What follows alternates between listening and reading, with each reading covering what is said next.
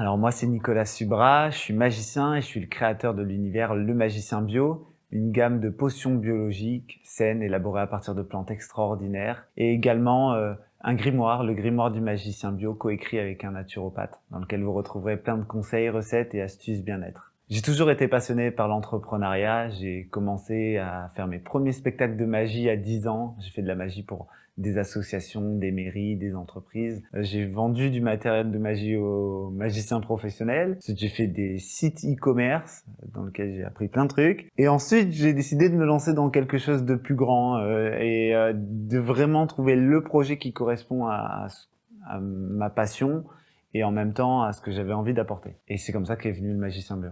Alors, quel conseil pour celui, celle que vous étiez au moment de vous lancer dans l'aventure de l'entrepreneuriat? Alors, je lui dirais, fais-toi confiance. T'es pas obligé de déléguer, tu peux plutôt apprendre par toi-même à faire les tâches et tu verras que le résultat sera même au-delà de tes espérances.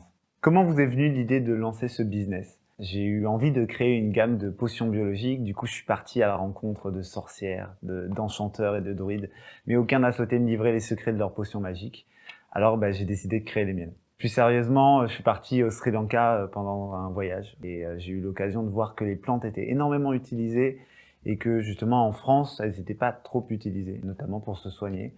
Et j'ai eu envie de remettre en avant des plantes oubliées, notamment dans cette gamme de potions. Alors, un de vos amis décide de s'essayer à la vie entrepreneuriale. Quelles sont les 3 qualités que vous lui conseillez d'avoir pour se lancer?